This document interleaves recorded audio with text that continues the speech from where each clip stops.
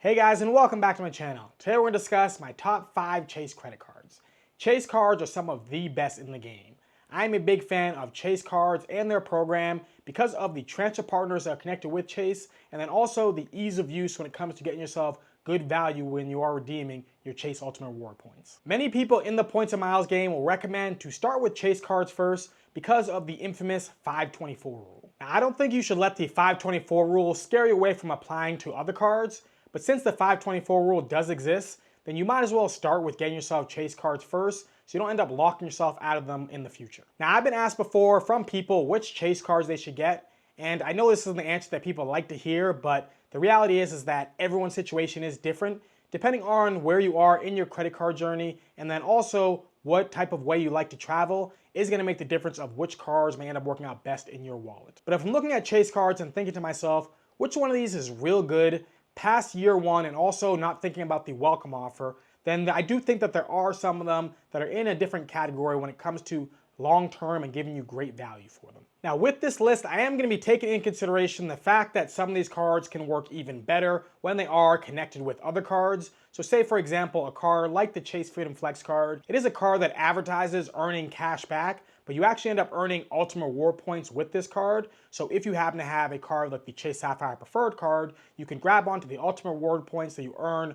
from the Chase Freedom Flex card and then transfer it over to the Chase Sapphire Preferred card, which will allow you to be able to transfer over to partners. So although the Chase Freedom Flex card technically doesn't have the ability to transfer over to partners when it's alone, I think that this is a card that when it is paired with other cards, such as like the Chase Sapphire Preferred card, it is a card that's going to get more use out of it as compared to the Chase Sapphire Preferred. And that's the reason why the Chase Freedom Flex card I put in at 5th place for the best Chase cards. With the Chase Freedom Flex card, you're going to get yourself 3x back on dining, 3x back on drugstores, 5x back on a rotating category that changes each quarter. You're gonna get yourself 5x back on Lyft rides, and then 5x back on travel booked through Chase's travel portal. The great thing about that 5x rotating category is that sometimes it overlaps with other categories already connected to the Freedom Flex card, such as like the dining category. So when that ends up happening, you get yourself 7x back on dining purchases. The reason why it's 7 and not 8 is because they give you 4x additional points for the rotating category and then 2x additional points for the dining.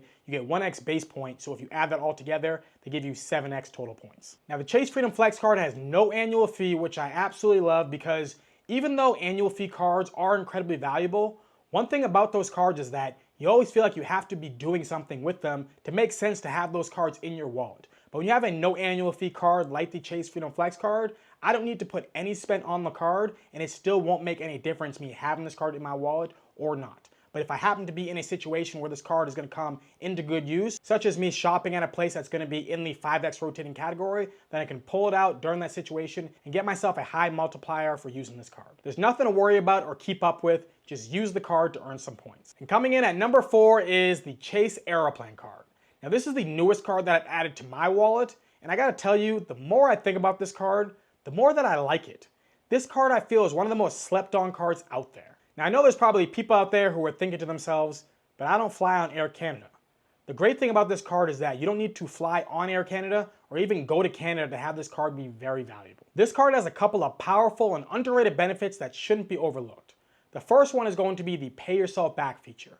Now with this pay yourself back feature, you can use your Aeroplan card for travel purchases, and then after you end up using it for something that codes as travel, you can redeem your Aeroplan miles at a 1.25 rate for those travel purchases. Now I imagine that there's probably someone who has a Chase Sapphire Preferred card thinking to themselves, well, I can use that card to get myself 1.25 for my travel purchases. What's the big deal with the Aeroplan card?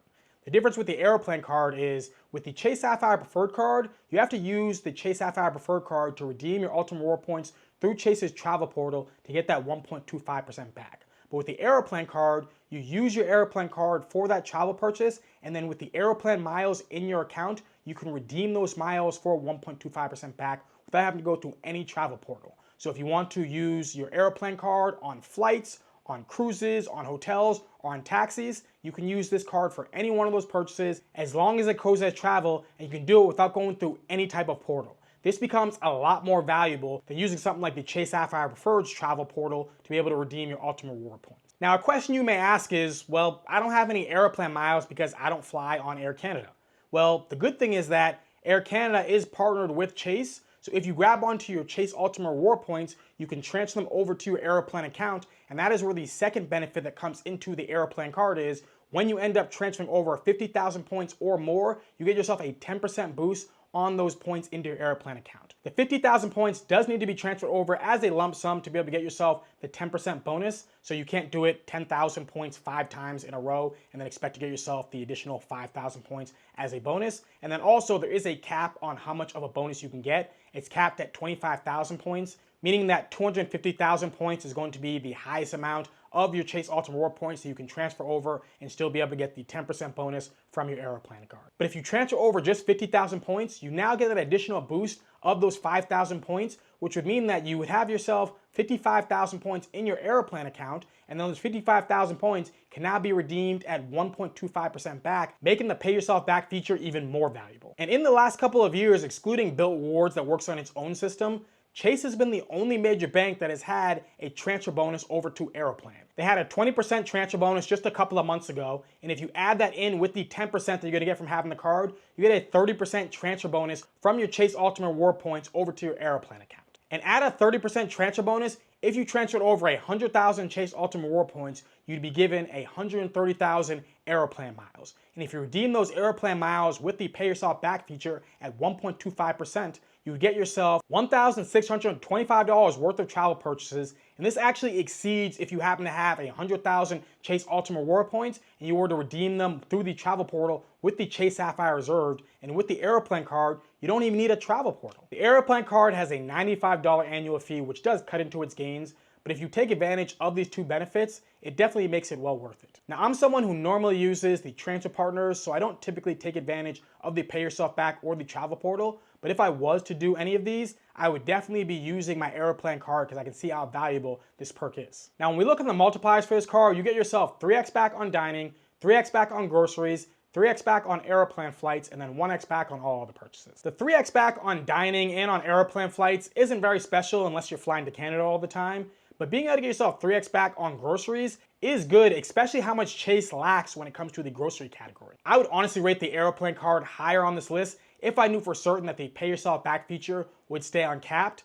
But as of recording this video, the pay yourself back feature is supposed to have a cap at the end of this year, but it was supposed to have the cap at the end of last year and also at the middle of this year. So we'll see if Chase decides to cap the pay yourself back feature at the timeline that they currently have set. But hopefully they make it a permanent feature that is uncapped, because if it is an absolute beast of a card. Coming in at third place is going to be the Chase Ink Preferred. A lot of times when you hear people talk about Chase, you hear certain things be brought up like Chase's 524 rule or Chase's trifecta. And when you hear Chase's trifecta, typically you think of the Chase Freedom Flex card, the Chase Freedom Unlimited card, and then also one of the Sapphire cards. For me, I've never really been a huge fan of the Chase trifecta, especially after they did the revamp of the cards, because there's ended up being a lot of overlap when it comes to the categories. And even when you look at a card like the Chase Freedom Unlimited card, that card only gives you 1.5% back. And when you look at other trifectas out there from other bank issuers, they all have cards that give you 2x back for all of your purchases. So for me, I never was a big fan of having the Chase Freedom Unlimited as my base card. And also, I never was a big fan of either one of these Sapphire cards. I do think that the Chase Sapphire Preferred is a great starter card, but I do also think that you can end up graduating past that card as you start to either spend more or you start to become more strategic in the credit card game. If you're someone who does spend more and you don't want to play around with transfer partners, and also you only really want one card in your wallet, the Chase Sapphire Reserve can be a good fit for you. But if you're not someone who spends a lot and you're okay with having multiple cards, I always have a difficult time figuring out how people are making up for the $550 annual fee. Sure, you get yourself $300 in a travel credit, but there's still $250 that has to be made up with using that card that I think can end up being hard if you're not a high spender. But a card that I've found to be better than the Chase Sapphire cards has been the Chase Ink Preferred card.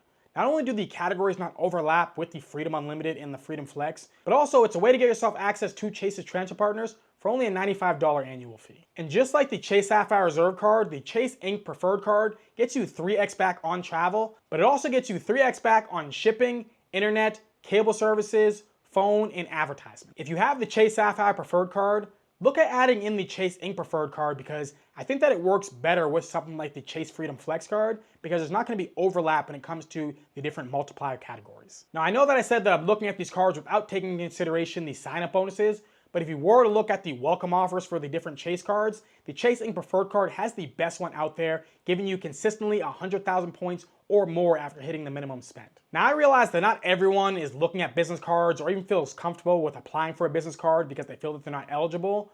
But the thing about it is you may not realize just how easy it is to become eligible for getting yourself a business card. There are so many things that qualify for a business. So if you have any type of side hustle, chances are you do qualify for a business credit card. And if you do qualify for a business credit card, then the Chase Ink Preferred card is definitely a great one to get. If you happen to be interested in any of the cards that I'm naming in this video, please check my referral links in the description box to learn more. If you do decide to use any of my links, it does really help out the channel, and I'll be incredibly thankful for your support. Coming in at second place is the Ritz-Carlton card.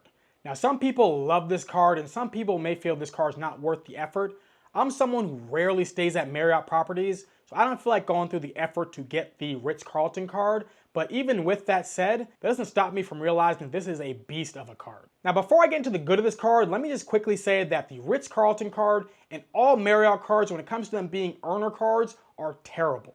You get back 6x back when you use your Ritz-Carlton card at Ritz-Carlton properties or Marriott properties. Whereas if I use something like the Chase Ink Preferred card, I would get back 3x back Chase Ultimate Reward points. And for those of you who don't know, points aren't created equal. I would rather 3x back Chase Ultimate Reward points versus 6x back Marriott points because I value my Chase Ultimate Reward points more than twice as much than I do Marriott points. But although the multipliers connected to the Ritz-Carlton card are not strong, the perks that connected with it are. So for the Ritz-Carlton card that has a $450 annual fee, you get yourself a $300 travel credit. Now this travel credit isn't as easy to use as something like the Chase Sapphire Reserves travel credit, but there are tricks to be able to get yourself full value for it. You also get the best priority pass that's offered with a credit card with the Ritz-Carlton card because you get to bring in unlimited guests. Now I don't know in practice if this is actually true. If you walked up with 60 people, they would let you bring all of them in, but there's no listed amount of guests when it comes to how many you're allowed to bring in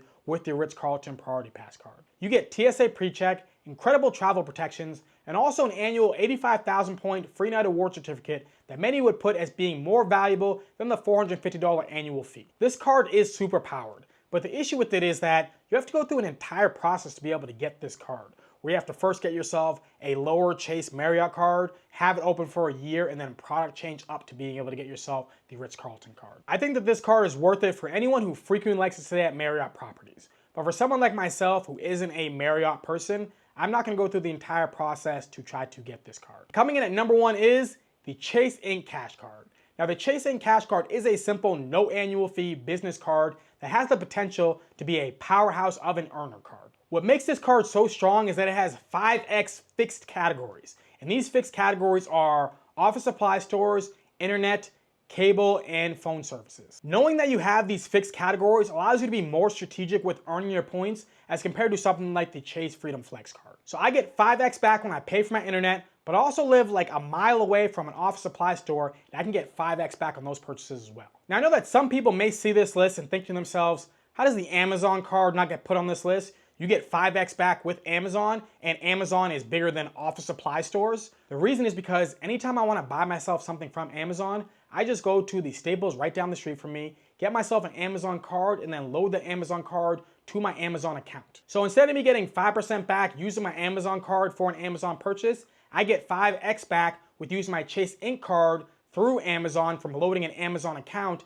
and instead of it just being Amazon cash, I get myself 5x back in Ultimate Reward points, which I find to be at the very least equal value to, but I can find it to be even more valuable than what I would have as Amazon cash. And there are all sorts of things you can buy at an office supply store that can help you rack up a ton of Chase Ultimate Reward points. I have not had a card that's earned me more Ultimate Reward points than my Chase Ink Cash card, and that is the reason why this card comes in at number one when it comes to Chase cards. That's my list for my top 5 Chase cards. Now I know there's some cards that aren't on this list that are people's favorites, maybe like the World of Hyatt card or one of the Southwest cards. The thing about these Southwest cards is I know that they have the potential to be incredibly valuable if you give yourself something like Companion Pass, but if you don't end up getting Companion Pass with that card, then I would rather just use something like the Aeroplan card to be able to redeem with a pay yourself back, be able to earn myself Southwest points as compared to just using a Southwest card to be able to get myself Southwest points for redemption. But hopefully you enjoyed this video. Let me know in the comment section down below. What are your thoughts about my list for the top 5 Chase credit cards. Now, if you happen to have any questions about any of these cards, drop it down in the comment section down below and do the best I can to answer it. And if you happen to really like this video, do me a favor. Hit that like button, hit that subscribe button, share this video, and have a beautiful rest of your day.